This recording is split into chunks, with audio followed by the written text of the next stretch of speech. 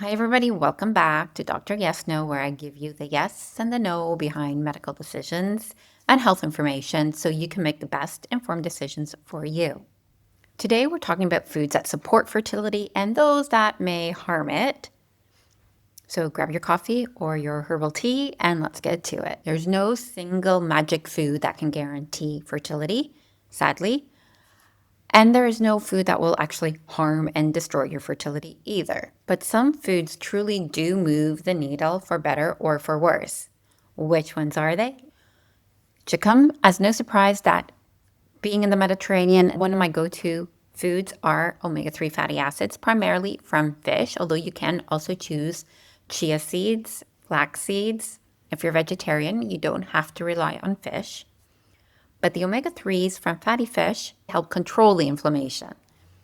They help cervical mucus, help decrease inflammation, and they actually help improve egg quality. So fish like salmon, mackerel, sardines, tiny little fish that fit on your plate without having to chop them up are helpful because they've got lots of omega-3s that are going to go into the quality of the egg. The reason I'm suggesting small little fish is because they have lower bioaccumulation of mercury and other toxins that we now unfortunately have in our environment. So one of the omega-3s that you're looking for is the DHA, and that actually helps with the brain development in the baby. It helps with eye development. It helps with skin development and embryo implantation. If you add only one thing to your diet and you're not a vegetarian, let it be this. If you're a vegetarian, go crazy with chia seeds. By crazy, I mean like 4 tablespoons a day. Let's not overdo it. Next up on my list is olive oil, and this should come as no big surprise, seeing as we're in the Mediterranean, but also no big surprise because of its health benefits have been documented thoroughly. Olive oil is highly, highly rich in antioxidants. 2 to 4 tablespoons daily. This is pretty important because it helps insulin sensitivity. And this really helps with egg quality, egg implantation, and ovulation. And the higher the polyphenol content of the oil, the healthier it is for you. The reason is because the polyphenol content in there really helps insulin sensitivity. And before I forget, it also helps with your endometrial lining and the quality of the blastocysts that you will eventually make. But there are some no's. Don't go using like a liter a day because it is actually high in calories. And also don't cook with it at really, really high temperatures. It does have a low smoke point. So try to add it in towards the end of your meals if you're cooking with it. My number 3 top foods are leafy green vegetables. Leafy green vegetables are high in folic acid, which is helpful for the spinal cord development of an embryo. Leafy greens also have magnesium in them, nitrates, calcium, other minerals that are actually really important for embryo development and egg quality. But where I'm a no on this is when you try and get them from leafy green powders. Don't rely on those. If you have 1 or 2, a week, that's totally fine. But try to get most of your leafy green vegetables from the leafy green vegetables themselves. And if you're already pregnant or you suspect you're pregnant, wash them extra, extra thoroughly well. Number 4 on my list are berries. I love all berries, blueberries, raspberries, strawberries, but my 2 favorite top berries are pomegranate and avocado. Yes, avocado is a berry. Packed with antioxidants, these help protect the egg DNA, so it's structurally safe. Aim for a third to a half cup daily in your food. Just add it into a salad, have it as a sandwich, add it as a toast. They have a big content of monounsaturated fatty acids, folate, vitamin E, and glutathione. The Harvard's Nurses' Health Study showed that if women replace 5% of regular fats with avocado fats or avocado type fats, that they had a benefit of a 37% increase in live births, and this was IVF studies. So I'm an enthusiastic yes for half an avocado daily into your diet. I'm going to go on a little bit of a tangent here and talk about pomegranates because I love those so much, especially for fertility. A notable study back in 2014 showed that women who drank 2 teacups of pomegranate juice on a daily basis after 35 days showed increase of blood flow to the uterus, increase of blood flow to the ovaries, and increase of endometrial lining. Now, that doesn't come as a big surprise to me because pomegranates are filled with nitrates, which actually dilate blood vessels, which is what we want them to do in this case. So basically, you're getting better microcirculation to the organs that matter for fertility. This is particularly useful for women who are going through IVF and have a very thin endometrial lining. Just keep in mind, because food is food, you actually have to take it consistently and for several days, a month, over a month in this case, for it to actually be a benefit. I mean, don't just chug back like 2 teacups for like 2 weeks and think that it's actually going to be a benefit to you. You have to stay consistent for at least a month with it. My fifth top food are eggs because they're really high in choline. They're also high in DHA and vitamin A, which is critical for egg development and embryo development. But please don't eat them raw. Please cook them. So the choline found in the eggs is essential for healthy cell division and for methylation of your DNA. And these are critical processes that occur early on in pregnancy. It also helps improve implantation because it helps support a healthy endometrium.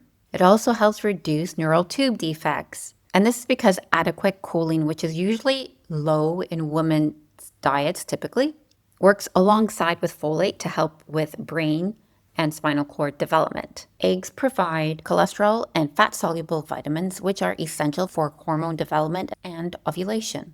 6 on my list are legumes.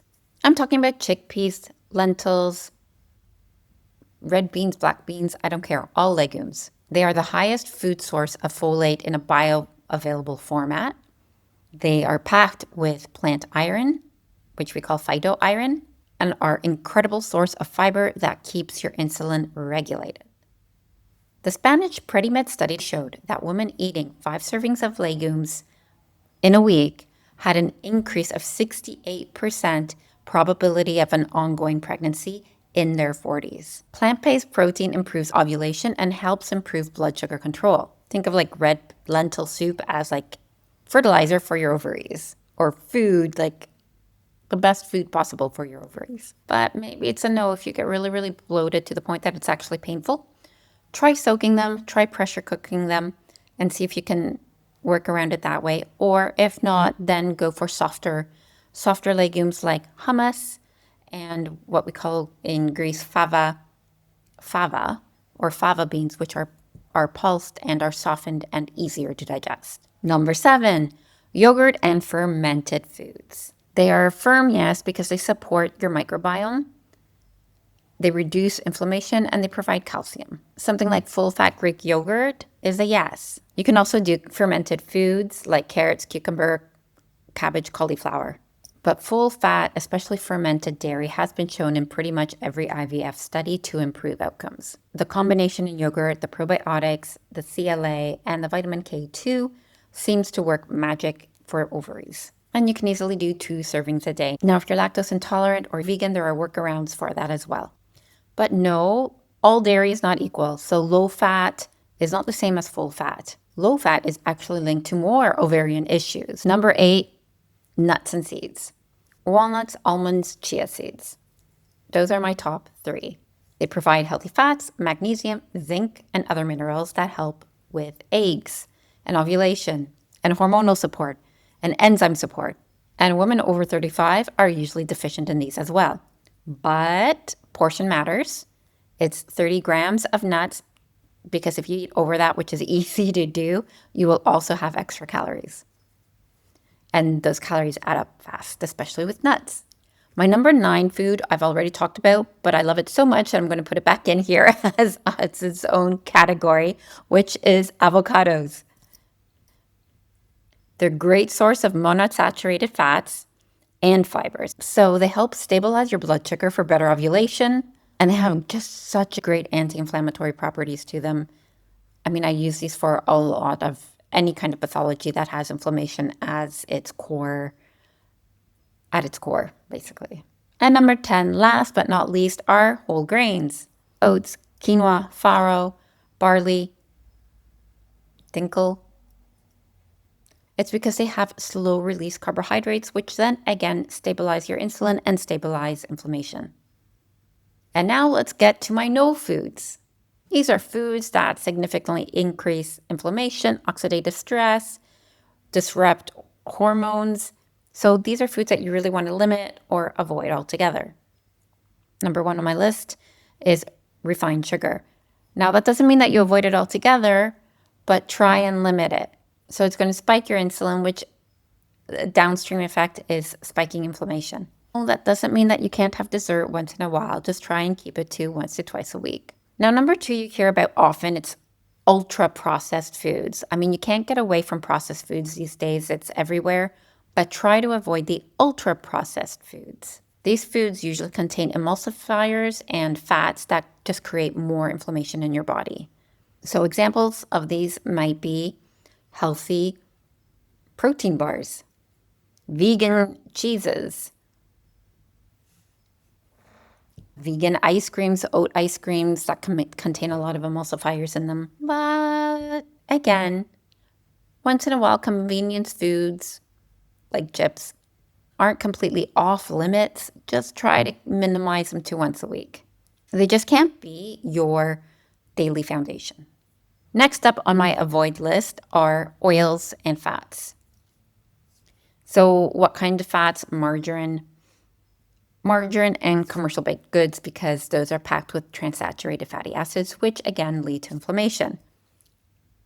You're probably sensing a theme here with inflammation. But no, the occasional stir fry at a restaurant is not going to harm your reproductive ability. Number four, which I also mentioned earlier, are high mercury laden fish. Those are your big fish that you actually have to cut up to get onto your plate, like swordfish, tuna, king mackerel, shark. We all know that mercury can get into the embryo and affect the embryo and can disrupt your hormones. Excess caffeine. Listen, I'm not going to take your coffee from you, but you can have one coffee a day, but try to limit it to below 300 milligrams on a daily basis, because we know that too much caffeine can actually disrupt your ovulation and your fertility. Number six on my list is alcohol. And as I'm filming this, we are rapidly approaching December. And I know it is the season for alcohol consumption, but please, if you're looking at getting pregnant into the new year, really do severely try to limit this or cut it out altogether. This one is actually one of my hard no's. Every meta-analysis since 2016 showed a linear drop of oocytes, which are your eggs, and fertilization rates with alcohol. One glass a week becomes that one follicle that you're not going to get back. And for those who are like, oh, but it's high in antioxidants, have grapes. Those are high in antioxidants too. So no heavy drinking.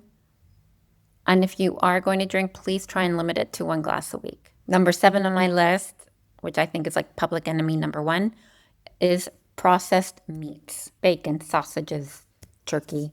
Again, linked to inflammation, poor insulin regulation, and poor fertility outcomes, among many, many other health issues. So the no to this is unprocessed meats don't show the same rates of issues with fertility as processed meats do. Number eight, no big surprise, sugary drinks. Because again, sugar spikes your insulin, and again, that just drives more inflammation.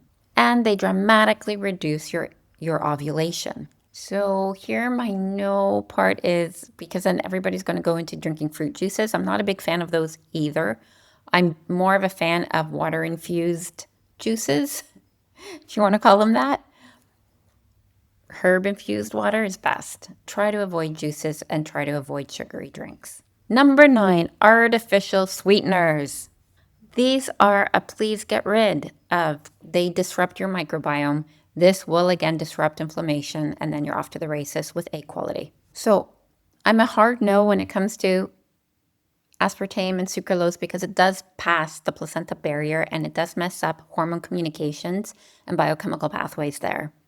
You can actually replace it with stevia and monk fruit, or again, the dose makes a poison. Keep it really, really minimal. And I mentioned this earlier, low fats, low dairy fats, they are linked to worse ovulation and worse signaling. Do go with full fats for this case. I don't suggest fully removing it unless, again, you're vegan or you have some lactose intolerant issues or autoimmune diseases, because when you remove fat from dairy, you're also removing the ability to absorb your fat-soluble vitamins D, E, A, and K.